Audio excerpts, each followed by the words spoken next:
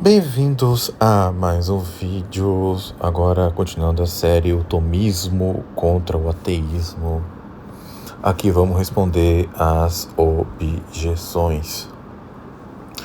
Começando pelas que Santo Tomás mesmo formulou, e eu vou complementar também com as objeções dadas pelo militante anarquista Sebastian Forré, que seria o complemento desta. Esta, segundo alguns dizem, é a mais forte argumento a favor do ateísmo, que é basicamente o argumento do mal. Que, segundo dizem, se Deus é tão perfeito assim, se Deus é o sumo bem, então, e se todo o universo é sua criação, ou usando o termo mais filosófico, o seu efeito, não poderia haver um único mal no mundo. Ou, sendo mais restrito, como o Sebastian Forré, não devia ter sequer um único defeito. Porque estamos falando do ser perfeitíssimo e do sumo bem. Então, se Deus é o sumo bem, se Deus é perfeitíssimo, se Deus é a causa encausada, então o seu efeito deve corresponder à causa. E logo o efeito não pode ter defeito e não pode existir o mal. No entanto, como nós vemos, existe o mal. A criação de fato tem imperfeições. De fato, nós padecemos males, padecemos crimes, padecemos pecados. Nós pecamos, nós somos vítimas de pecados. E também somos vítimas de diversas imperfeições que podemos encontrar na criação. Como, por exemplo, podemos ser vítimas de doenças, podemos ser vítimas de desastres naturais, como inundações, como terremoto, tá? Fora os potenciais desastres que podem acontecer. Pode cair um meteoro e matar o pessoal. E mesmo na Sagrada Escritura, nós vemos todos esses problemas. Então, essas coisas não podem ser efeito de um ser perfeitíssimo. Logo, ergo, Deus não existe. Então, é basicamente este o resumo. Os ateus gostam de complementar essa argumentação com muito sentimentalismo, né? Olha, tem criança morrendo de fome na África, tem pessoas inocentes que são abusadas, que são exploradas, tem clérigos que, em tese, são servos de Deus, mas eles são maus, indignos, esses ministros de Deus, né? Como pode ver, padre que abusa de pessoas, padre que comete crimes, bispos que abusam do seu poder e, quiçá, até papas maus, né? Indo para as outras religiões, tem pastores que gostam de ficar sugando o dinheiro dos outros, que praticam outros crimes, etc, etc, etc, tá? Mas, como eu disse, essa minha exposição não é para demonstrar exatamente a veracidade do, entre aspas, Deus cristão, né? Que é o verdadeiro Deus. Eu não gosto muito desse termo, né? Deveríamos chamar de o Deus em que nós cristãos cremos, mas que necessariamente deve se identificar com o Deus que pode ser conhecido pela razão natural. Mas, como eu disse, não quero aqui, com essa exposição, demonstrar a veracidade da minha religião, que é a religião verdadeira, que é a religião católica. A minha intenção aqui é expor que o argumento do mal, né, ou melhor dizendo, o argumento do problema do mal não é um argumento forte a favor do ateísmo. Tá? Por quê? Leiamos a resposta de Santo Tomás, em que ele cita Santo Agostinho na Suma Teológica. Eu assisti, inclusive, a um vídeo de um ateu, nietzscheano, muito arrogante, por sinal, que ele gravou um vídeo recentemente de 8 minutos, tá? Sobre esse problema. E ele até cita Santo Agostinho, provavelmente de maneira terceirizada, mas eu vou mostrar que ele não tem razão, tá? Leiamo-lo a Santo Agostinho. Deus, sumamente bom, de nenhum modo permitiria existir algo mal nas suas obras se não fosse onipotente e bom para do mesmo do mal tirar o bem. Claro, né, que esse bem tem que ser proporcionado.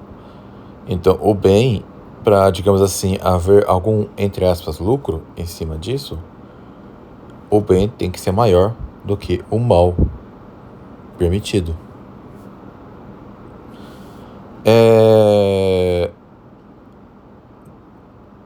O Sebastião Furré,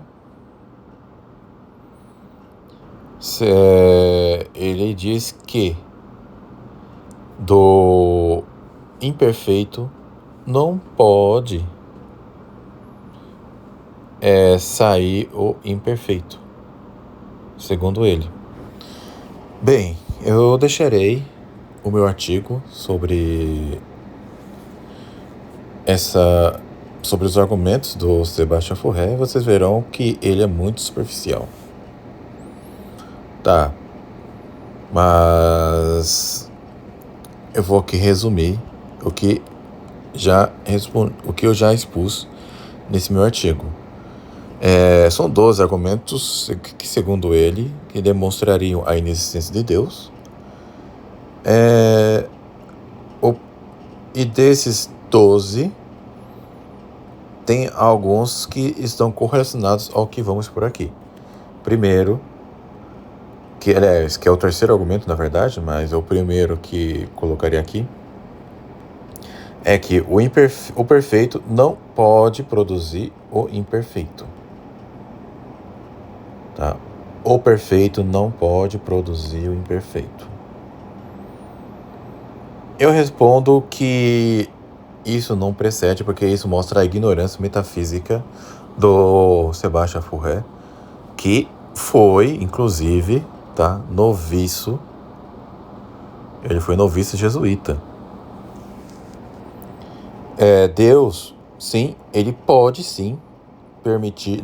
Ele não apenas pode permitir imperfeições na criação, como também tem que ser assim.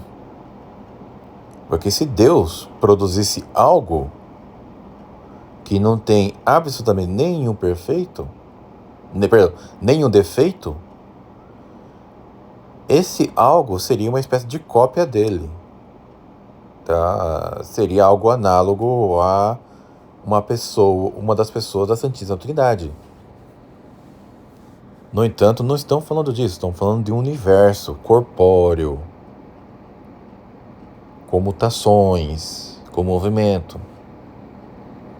E segundo ele, não pode haver imperfeições nisso. Não é bem assim. Tá? Deus não pode fazer uma cópia de si mesmo. Deus pode e deve, tá, permitir algum tipo de imperfeição, algum tipo de limitação, tá? É isso que deve se colocar em mente. Ponto. E essas imperfeições são acidentais. Isso também temos que colocar em mente. Qualquer outra imperfeição que pode aparecer numa criatura será decorrência da sua própria composição de matéria e forma. Tá? Então, o que significa que, por exemplo, nem todos os cães que são gerados por outros cães vão sair perfeitos na sua constituição física, mas todos eles serão perfeitos enquanto possuem essência de cão. Tá? Um cão, ele não vai gerar um jacaré, vai gerar cão. O homem, ele não vai gerar algo parecido com um macaco, ele vai gerar sempre homem.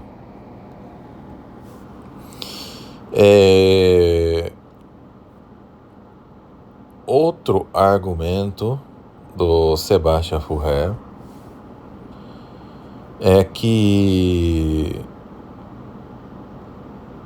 Deus não seria infinitamente bom porque é o inferno que o prova. Ora, o inferno, ele é bom justamente porque pune os maus, tá? Se Deus criou o inferno para punir os maus, então o inferno é bom porque vai cumprir essa função de punir os maus. Ponto final. Tá? Deus não é obrigado a acolher todo mundo no céu. Tá? Ouçam o meu vídeo, porque Deus cria almas que vão para o inferno, que se condenam. Eu explico ali.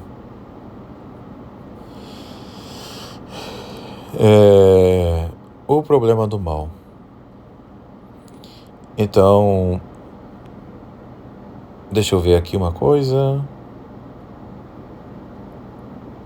Se eu não tô... sim. O 11º argumento: irresponsável, o homem não pode ser castigado nem recompensado. O argumento do Sebastian Furrer. Olha só. Isso também não procede porque temos livre-arbítrio. Pecamos porque queremos, logo merecemos punição, logo merecemos ser castigado. E o 12º argumento: Deus viola as regras fundamentais de equidade. E sinceramente, eu não sei se ele escreveu isso por desonestidade ou burrice, né? Porque o Sebastian Furrer, ele acha que, tipo, as leis divinas podem ser comparadas a leis civis, né?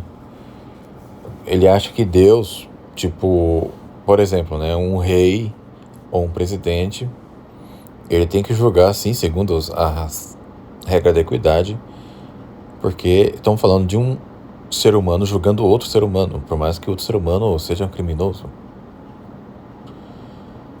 E segundo o Sebastian Furrer, Deus deveria julgar assim também. Só que Deus julga as pessoas de maneira muito desproporcional, porque ele premia os bons com a bem-aventurança eterna no céu, que é um prêmio simplesmente infinito, enquanto pune os maus com a pena eterna do inferno. Então, o que é de mal nisso? Se estão falando da justiça divina, se estamos falando de os que vão para o céu, são pessoas que se mantiveram na amizade com Deus, enquanto que as pessoas vão para o inferno são pessoas que se mantiveram na inimizade com Deus, ofendendo a sua majestade infinita. Não tem nenhuma... Então Deus não é obrigado, aliás, nem tem como seguir as regras humanas. Mas vamos ao que interessa, ao problema do mal em si. Vamos focar neste problema. Tal como, segundo dizem, é o paradoxo de Epicuro. Então, tudo bem que Santo Tomás ele não aborda exatamente o paradoxo de Epicuro. A formulação da objeção é um tanto diferente. Na verdade, eu até acho que a objeção de Santo Tomás ela é mais robusta do que o próprio paradoxo de Epicuro. Tá? Porque a existência do infinito bem parece fazer sentido dizer que a existência do sumo bem, do bem total, deve necessariamente excluir o mal. Assim como a presença total da luz deve excluir qualquer presença de trevas. Tá? Isso é verdadeiro enquanto estão falando da própria natureza de Deus. Aqui não estamos falando, mas não com relação aos seus efeitos. Tá? Com relação ao paradoxo do Epicuro, segue-se o seguinte. Estão falando... dizem que não é do Epicuro, inclusive. Tá? Eu acho que não é. Mas foi o nome que ficou. O paradoxo do Epicuro ensina o seguinte. Que se Deus ele é bom, ele deve necessariamente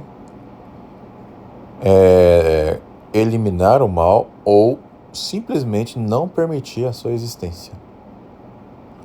No entanto, o mal existe e o mal existindo, Deus também não elimina esse mal, logo não temos um Deus.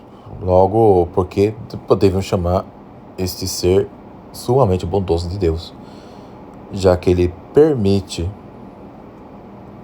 a existência do mal e ainda por cima não o elimina. Veja que isso já Santo Agostinho já respondeu. Deus permite o mal para dele extrair um bem maior. Mas vamos aprofundar, né? Já que há tanta cobrança de uma resposta mais detalhada a respeito disso, porque acho que essa resposta não é o suficiente. O primeiro ponto é o seguinte: as 5 vias já demonstra que Deus é, sem nenhuma possibilidade de ser refutado. Tá? Qualquer tentativa de refutar as 5 vias é vã. E qualquer ateu está convidado a refutar qualquer uma das vias. Tá?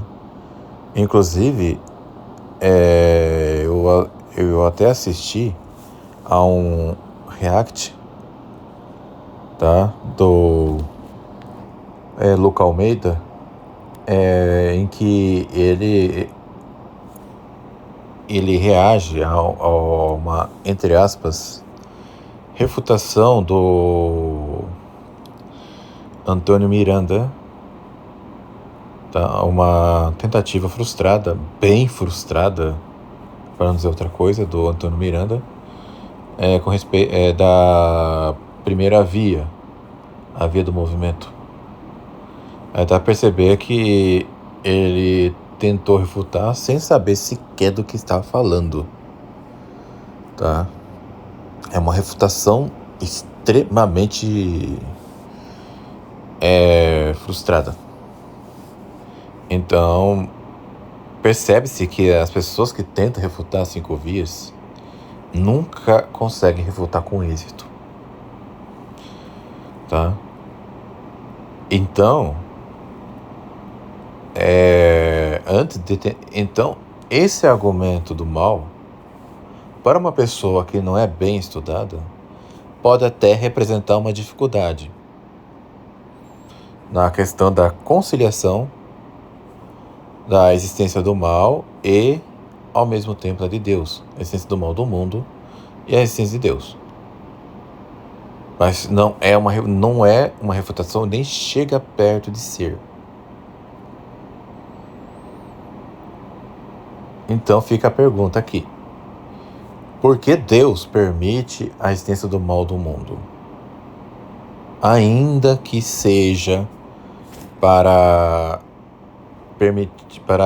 extrair disso um bem. Qual é a razão disso? A resposta é a seguinte. Porque simplesmente Deus não é obrigado, tá, a impedir a existência do mal. Visto que Ele mesmo não pode criar algo totalmente sem defeito. Ao comparar totalmente sem defeito. Porque qualquer coisa que é corpórea, necessariamente padecerá algum tipo de limitação. Necessariamente. Qualquer essência que não é a divina terá algum tipo de imperfeição, algum tipo de limitação. Isso não é uma limitação para Deus. Isso daí é uma limitação ontológica da própria realidade, da própria natureza do ser. Então, sendo assim, Deus pode sim permitir que aconteça algum tipo de imperfeição. Tá? E por que ele faz isso? A resposta mais honesta para isso, tá, é não sabemos. A única coisa que sabemos é que necessariamente tem que ser para o nosso bem. E como sabemos que é para o nosso bem? A resposta está nas 5 vias. Se Deus Ele é sumamente bom, sumamente perfeito. E mais do que isso, Ele é o ser necessário. É Ele quem governa todas as coisas para o nosso bem.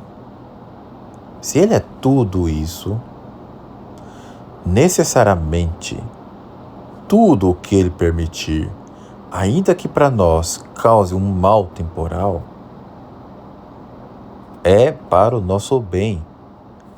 E se nós não podemos contemplar que tipo de bem é neste mundo que nós vivemos, nós temos que admitir que é para um bem que esteja numa realidade que nós não podemos, tá, conceber.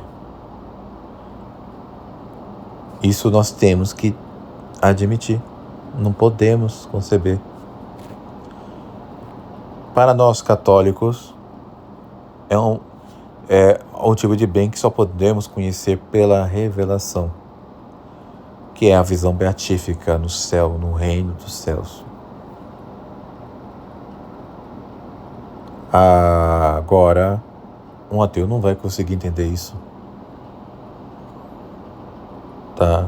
Então, mas uma pessoa honesta, que ainda não tem a luz da revelação, que pode estar nas trevas da infidelidade ou da idolatria, ou mesmo da irreligiosidade, mas ainda acreditando em Deus, essa pessoa tem que admitir que o que Deus permite nesse mundo é para o bem dela, por mais que esteja mergulhada em adversidades, tá? Mas que esse bem ela não pode conhecer, e que ou esse bem é misterioso, ou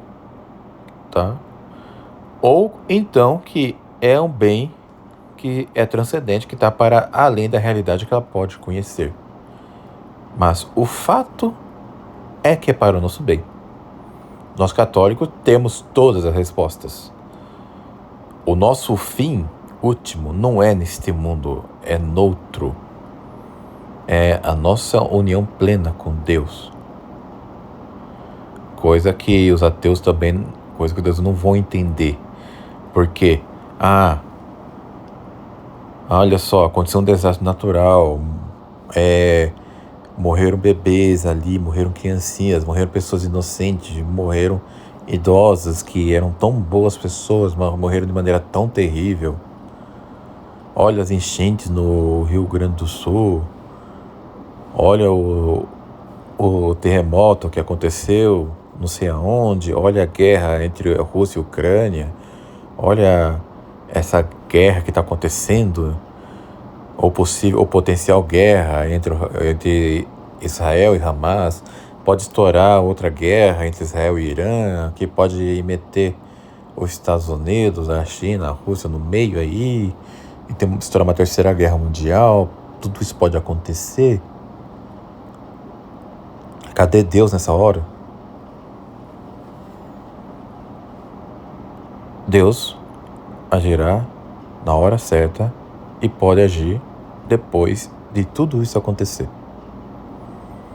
Pelo menos, ele, no mínimo, podemos esperar uma ação dele na parousia, em que ele vai separar o joio do trigo, as ovelhas dos cabritos, e depois disso premiar os bons e punir os maus. Mas enquanto isso não acontece, ele pode permitir muito bem essas coisas.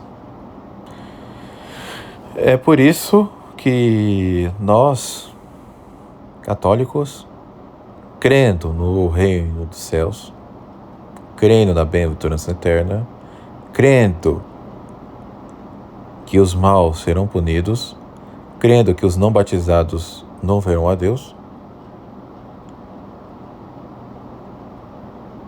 por isso que nós católicos buscamos batizar os nossos filhos. Por quê? Porque se alguma tribulação acometer aquela criança antes da idade da razão, antes de cometer algum pecado, teremos o consolo de saber que ela foi para o céu. Mas, se ainda assim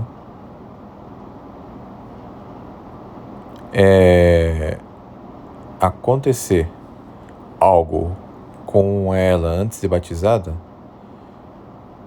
tá? Podemos acreditar que ela foi para o limbo, onde desfrutará de uma felicidade natural, ainda que sem a visão beatífica.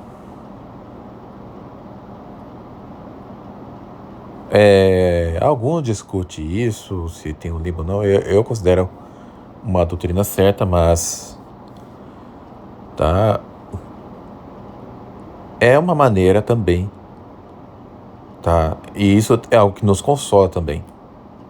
Pelo menos não vai padecer as dores do inferno como acontece com os danados, com os réprobos, com os maus, com os impiedosos, com pessoas que ficam ensinando estutícias, como o que a gente vê por aí. O fato é que nós católicos cremos que todos os males que acontecem nesse mundo, tudo o que acontece nesse mundo coopera para o nosso bem, ainda que neste mundo nós padeçamos sofrimentos.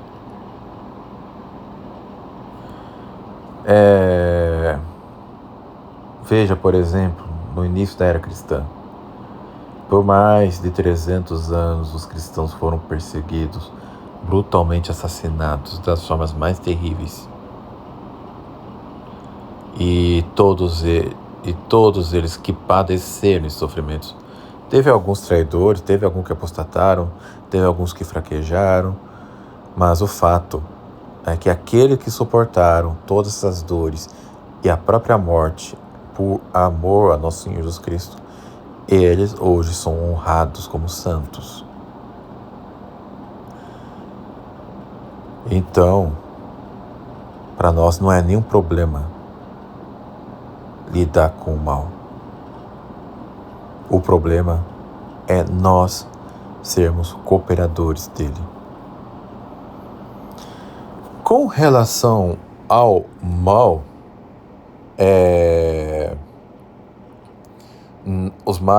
os males naturais, isso tampouco é um problema. Por quê?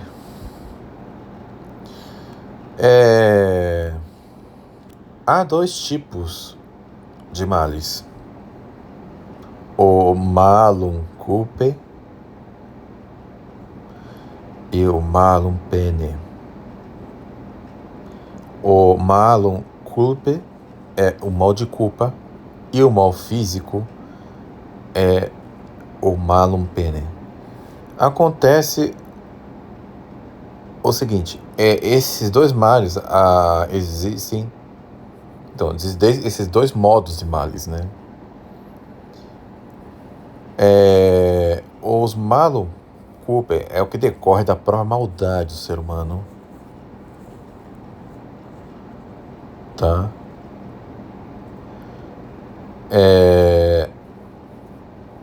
E o malum pene são os males que são, digamos assim, acidentais, em decorrência da própria natureza das coisas mesmas.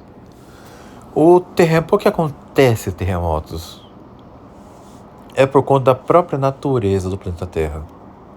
É necessário que as placas tectônicas se comportem assim, tá?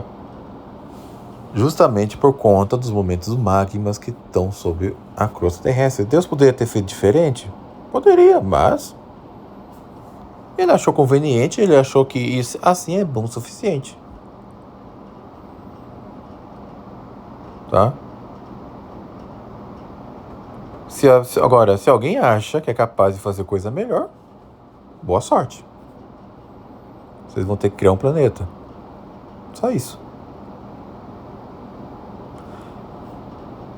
Então, é algo da própria natureza. É um mal, porém é totalmente acidental. Assim como também os fenômenos climáticos, tá? E outras coisas mais.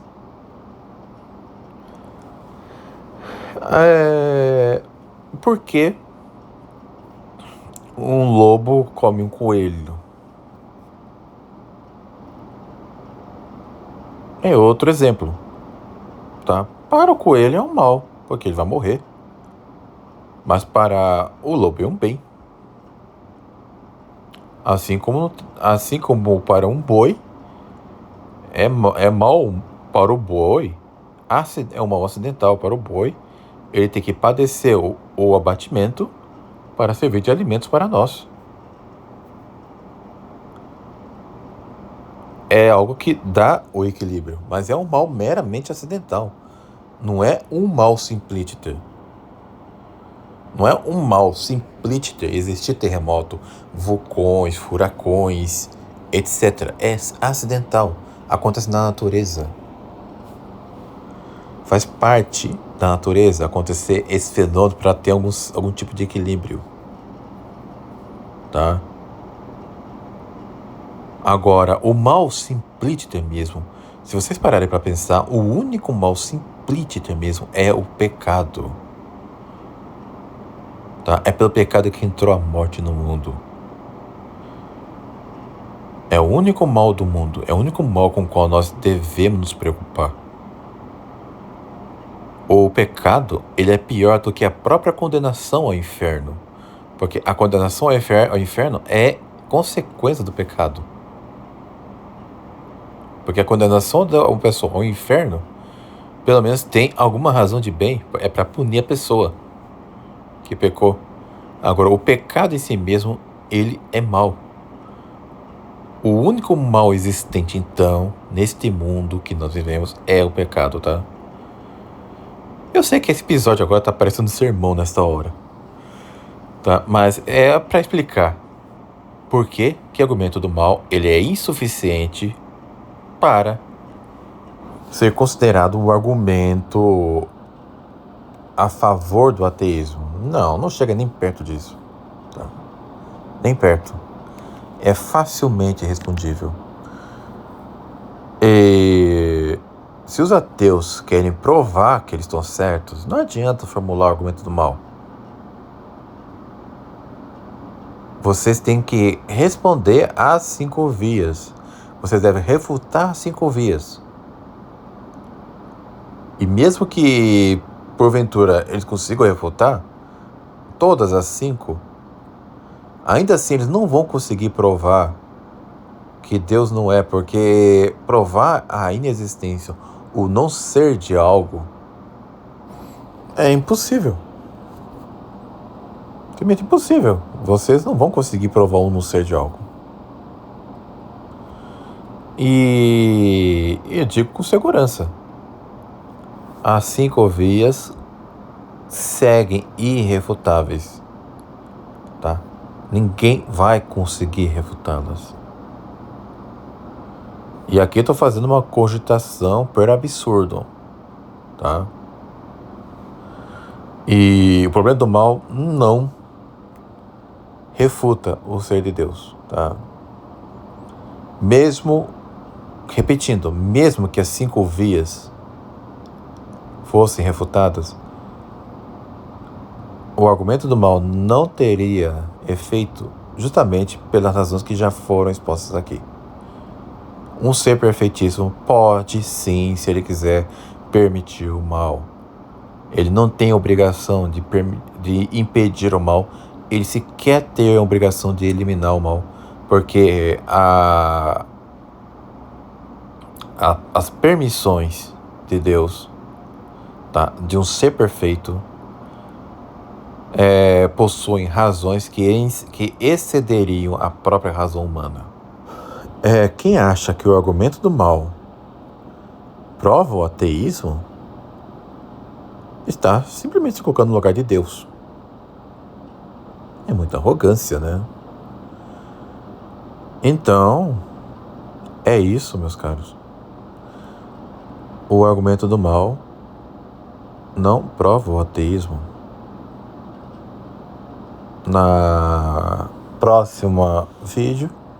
No próximo vídeo, que provavelmente será bem mais curto que esse, trataremos do argumento da economia, porque esse já está muito longo. Fique com Deus e até um próximo vídeo.